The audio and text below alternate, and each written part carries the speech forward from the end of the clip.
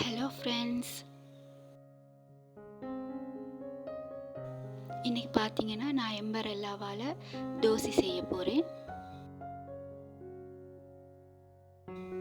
எங்கள் ஊர்லெல்லாம் இந்த பழத்துக்கு எம்பரெல்லான்னு சொல்லுவாங்க.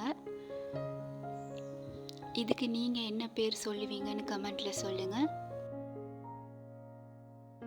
இதை செய்கிறதுக்கு முன்னாடி இன்றைக்கி தான் என்னோடய சேனல் வாரீங்கன்னா ப்ளீஸ் லைக் பண்ணுங்கள், ஷேர் பண்ணுங்கள், சப்ஸ்கிரைப் பண்ணிக்கொள்ளுங்க. கூடவே அந்த பெல் ஐக்கானையும் கிளிக் பண்ணிக்கொள்ளுங்க.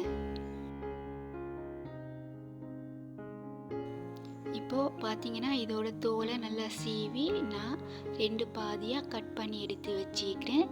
சின்ன பழம்னா நீங்கள் முழுசாக கூட போட்டுக்கலாம். நான் இது கொஞ்சம் பெருசுனால பாதியாக கட் பண்ணிக்கிறேன். அப்புறமா இது கூட கொஞ்சம் தண்ணி சேர்த்துக்கிறேன். அப்புறமா தேவையான அளவுக்கு சர்க்கரை சேர்த்துக்கிறேன்.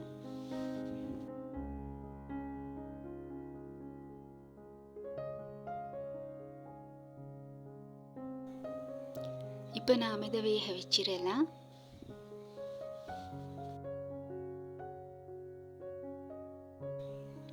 கொதிக்க ஆரம்பிச்சிட்டு பாருங்கள், இந்த பழமே தண்ணி விட்டு வேகும். அதனால் கொஞ்சம் தண்ணி பார்த்து சேர்த்துக்கொள்ளுங்க. இப்போ வாசனைக்கு நான் 2 ஏலக்காய் சேர்த்துக்கிறேன், தட்டி சேர்த்துக்கிறேன்.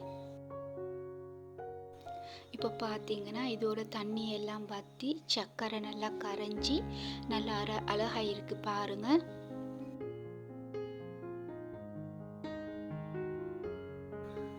இந்த மாதிரி அளவில் வந்த உடனே இறக்கி ஆற வச்சிருங்க.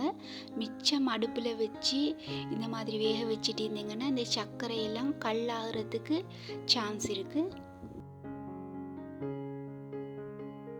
இவ்வளோதான் ஈஸியான ரொம்ப சூப்பரான எம்பரெல்லா தோசை. பாருங்கள், இந்த மாதிரி செஞ்சு வச்சுக்கிட்டிங்கன்னா உங்களுக்கு ஏதாச்சும் ஸ்வீட்டாக சாப்பிட நினைக்கிற டைமில் இதை எடுத்து சாப்பிடலாம்.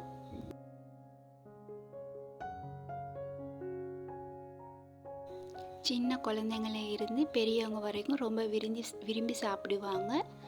நீங்களும் இந்த மாதிரி செஞ்சு பார்த்து எப்படி இருக்குன்னு கமெண்ட்டில் சொல்லுங்கள். ஓகே ஃப்ரெண்ட்ஸ், நான் இன்னொரு வீடியோவில் சந்திக்கிறேன். பாய்.